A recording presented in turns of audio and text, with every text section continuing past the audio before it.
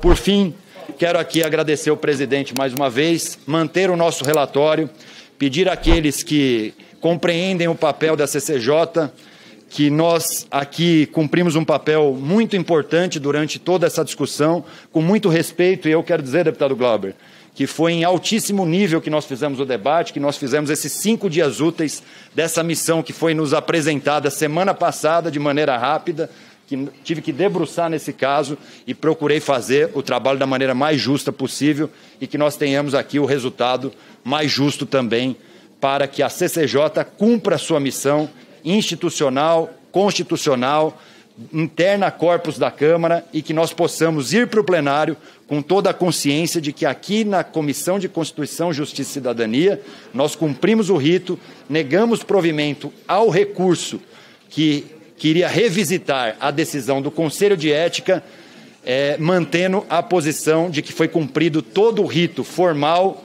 todo o procedimento legal e todos os atos constitucionais do processo de cassação do mandato do deputado Glauber Braga. Então, é esse o relatório, essa é a minha posição. Presidente, eu agradeço aí a todos que nos acompanharam nesse momento.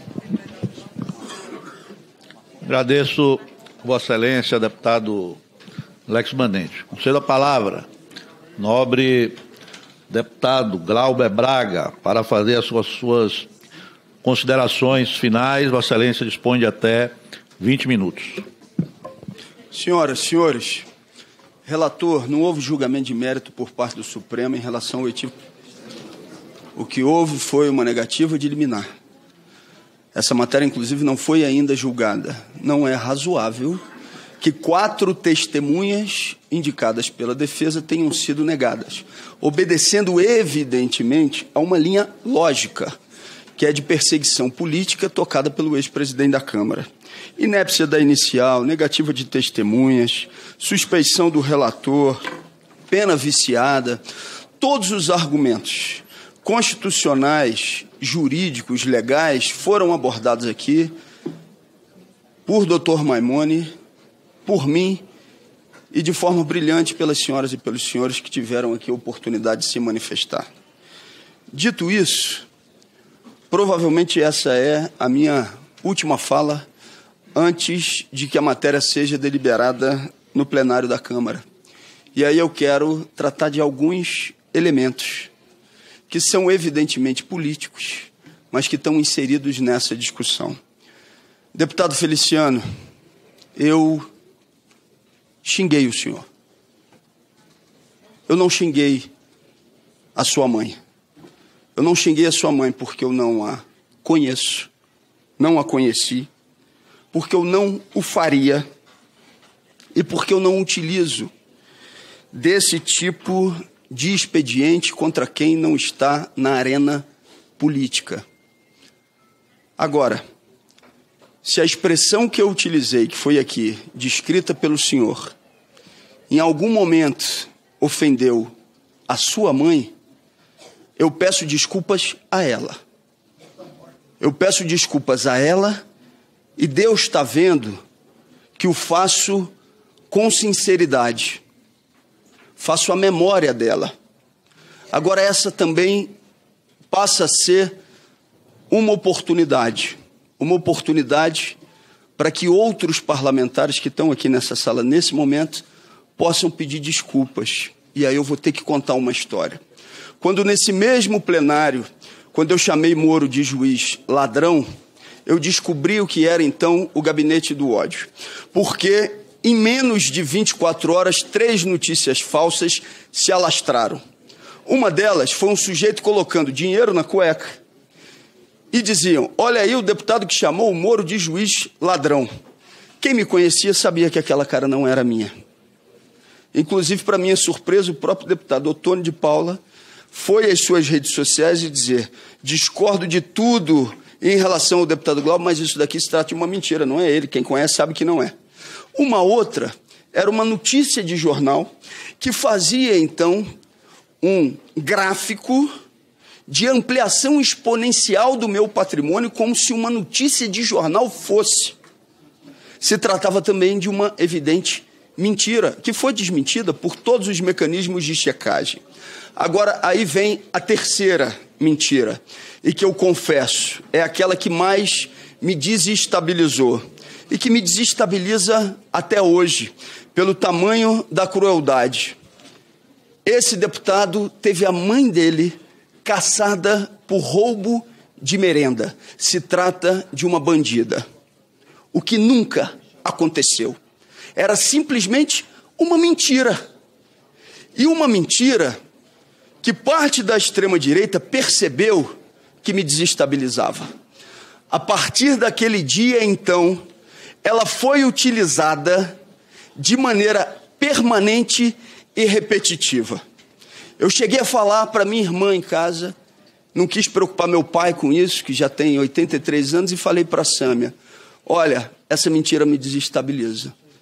Eu posso vir a perder a calma com um deputado que repetidamente a fala. Porque aí, deputado Feliciano, diferente e muito diferente de algo não intencional, era a intenção. A intenção deliberada de atingir, de atacar uma mulher honrada que cavou o chão com as unhas e que, para além disso, estava com Alzheimer avançado e não estava mais na arena política há bastante tempo. Antes da minha reação ao provocador, eu deixei de reagir muitas vezes, e pode ser que esse tenha sido o meu erro, com o que fizeram muitos parlamentares em relação à memória dela. É a oportunidade, eu dei essa oportunidade ao provocador, no Conselho de Ética. Perguntei para ele, provocador, o senhor gostaria de publicamente pedir desculpas à minha mãe, mesmo ela estando falecida, e a memória dela? E a resposta dele é que não iria fazê-lo, que não faria. Do mesmo jeito, eu pergunto, sabendo da condição em que minha mãe estava, se a deputada Carla Zambelli, pelo vídeo que fez junto com seu assessor, utilizando os piores adjetivos em relação à minha mãe, se ela gostaria de se desculpar também. Ela tem a possibilidade de fazê-lo. Eu gostaria de perguntar ao deputado José Medeiros se ele gostaria também de se desculpar publicamente agora por aquilo que falou em relação a ela. Eu gostaria de perguntar, e esse provavelmente é o caso mais grave, ao deputado Éder Mauro, se ele gostaria também de pedir desculpas publicamente pelo que falou. Não só pelo que falou, no período em que ela já estava com Alzheimer avançado, mas se gostaria também de pedir desculpas de agora, depois do falecimento dela, agora, deputado. Talvez, no dia de hoje, eu possa não convencer os senhores, mas eu não estou tirando uma tonelada das costas como culpa, mas talvez eu esteja tirando uma tonelada de dentro de mim de mágoa.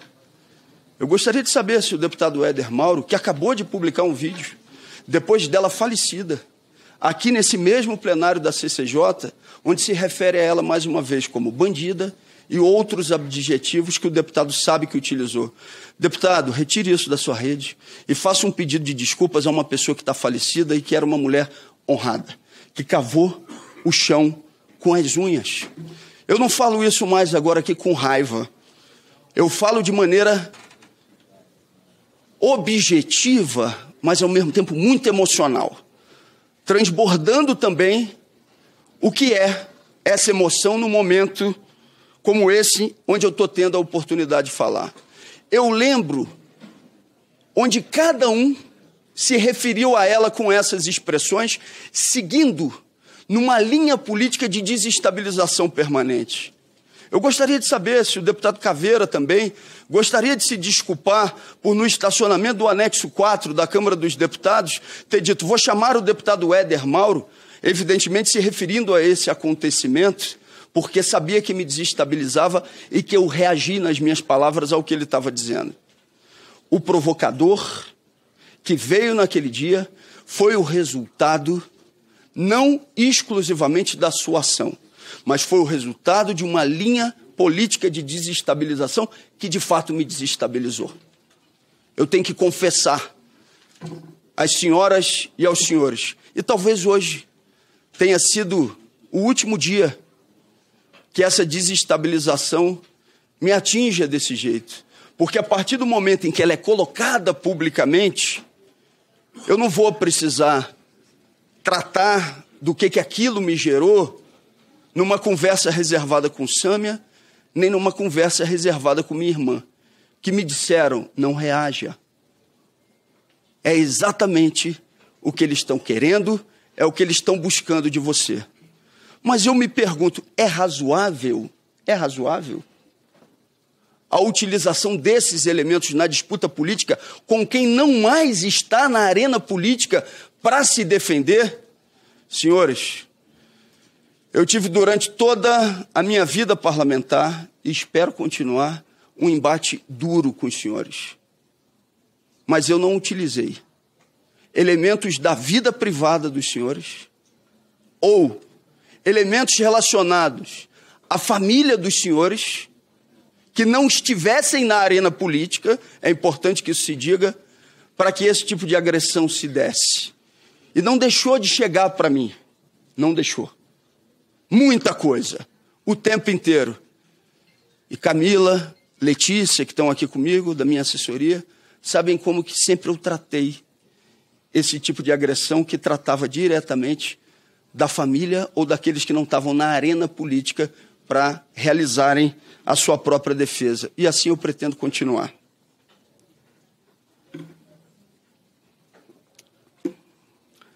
O deputado Marcon disse aqui que eu falei sobre a forma como se referiram a minha mãe, que não tem provas. O deputado não tem obrigação de saber, mas tem provas abundantes. Tem um vídeo que já circulou de maneira mais ampla possível, onde há demonstração do que o provocador disse. E o próprio provocador, questionado e confrontado no Conselho de Ética, disse que não queria se desculpar. Ele assim o fez. Ele reafirmou a sua mesma posição.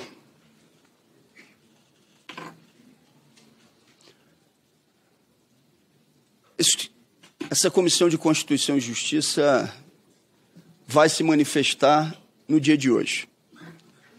Vai votar o recurso que foi apresentado. E se negado o recurso, daqui a 60 dias, ele vai para a deliberação no plenário da Câmara. Pode ir para a deliberação do plenário da Câmara.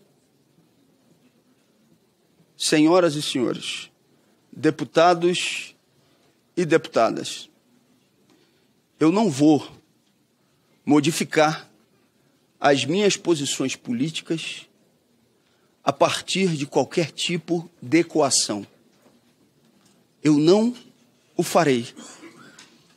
Eu não deixarei de me manifestar publicamente sobre os elementos da reação ao provocador. Eu não deixarei de fazê-lo. Eu não deixarei de dizer que essa prática utilizada pelo MBL contra os seus inimigos políticos é prática de organização criminosa. Eu não vou deixar de fazê-lo. Eu não vou deixar de dizer que deu tração a essa perseguição a ação do ex-presidente da Câmara, Arthur Lira. Eu não vou deixar de dizer isso. Eu não posso deixar de dizer isso. Eu vou lutar com todas as minhas energias, com todas as minhas forças, em defesa do mandato.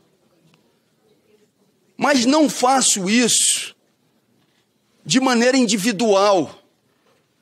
Eu sei que está muito presente e que as pessoas já estão cansadas, muitas vezes de saco cheio, quando algum político diz, não é por mim, é pelo coletivo. Mas nesse caso especificamente, é pelo coletivo. É pelo coletivo que faço essa defesa. É em respeito às pessoas que votaram em mim, os quase 80 mil eleitores do Rio de Janeiro, mas também por aqueles que não votaram em mim e que se sentem representadas no mandato, Mas digo mais, é por aqueles que votaram, é por aqueles que se sentem representadas, mas é também, nesse momento, por aqueles que não se sentem representadas na posição política que eu defendo, mas que têm a convicção que se trata, nesse momento, de um ferimento grave às liberdades democráticas.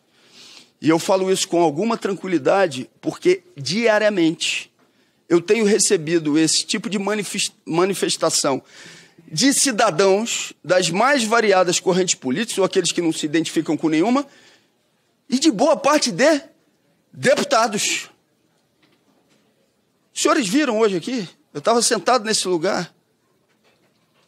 Deputados que passaram por aqui, que me cumprimentaram e falaram comigo, que não são do PSOL, que não são de uma força de esquerda, mas que disseram que estão contra a votação dessa cassação nos termos em que se procura fazer. Eu, evidentemente, e Sami Fernanda e outros deputados e deputadas já disseram isso, mas eu acho, inclusive, que seria dispensável. Mas eu vou reafirmar. A minha posição política não está em negociação com qualquer outra votação que venha ou ao plenário da CCJ em relação ao trancamento da ação penal do senhor Ramagem, ou a qualquer votação relativa à não responsabilização dos golpistas. Não.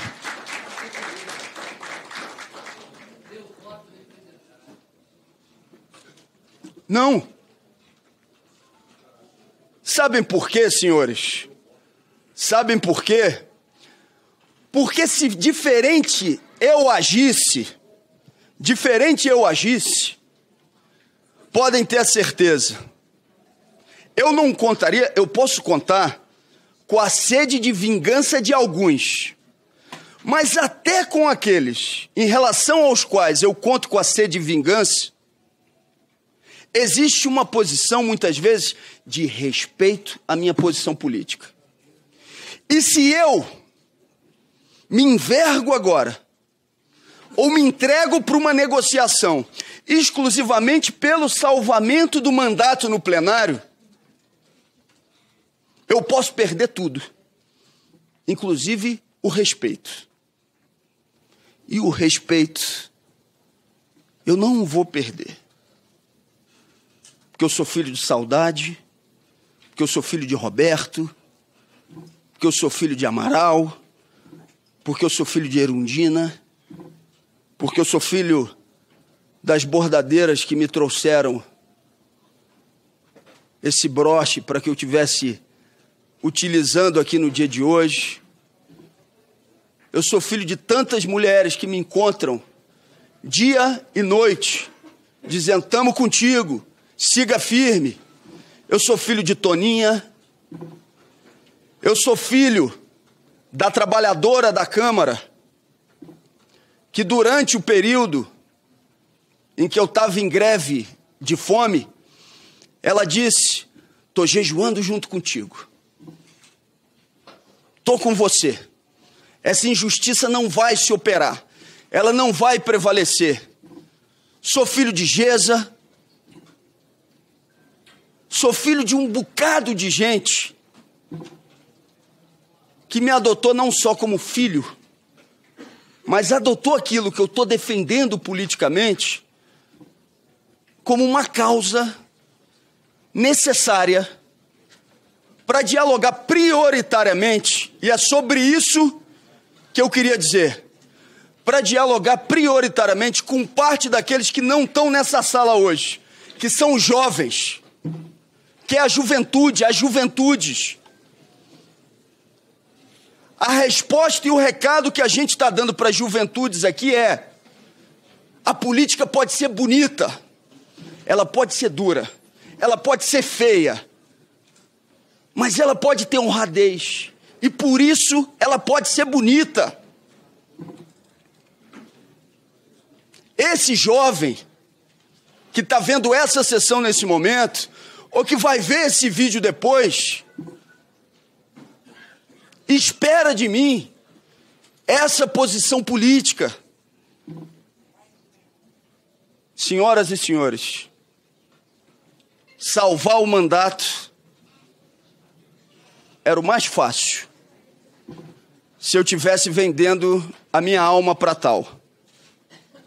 Bastava, ainda com admissibilidade na representação no Conselho de Ética, ter feito um aceno de acordo com quem deu tração para que esse processo chegasse até aqui. Não fiz lá, não vou fazer agora e não vou fazer no futuro. Posso pedir desculpas, como fiz aqui hoje, com quem possa vir a merecer o meu pedido de desculpas.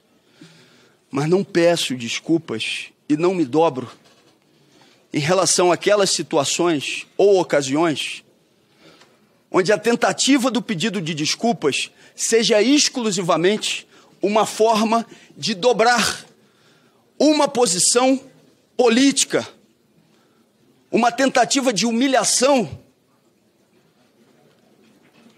para que venha a ser deslegitimada uma posição dura, porém firme, e que dialoga, eu tenho certeza, com milhões de pessoas.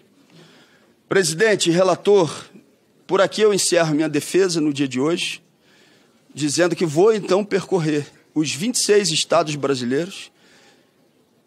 Se o resultado hoje aqui for de negativa do recurso que apresentei, e vou fazer isso, muito provavelmente, depois dessa sessão de hoje, só para completar, presidente, com o coração mais tranquilo e com o sentimento de que a gente está agindo corretamente e que está fazendo o que tem que ser feito. Se algum deputado quiser que eu apresente as minhas razões em relação à defesa, eu estou à disposição para fazê-lo. Agora, se algum deputado ou qualquer pessoa espera de mim que eu me dobre ou me ajoelhe para salvar o mandato no plenário da Câmara dos Deputados, esse desrespeito eu não vou cometer comigo mesmo, eu não vou cometer com as milhões de pessoas que estão acompanhando esse processo, e eu não vou cometer prioritariamente porque sou filho de saudade. Obrigado.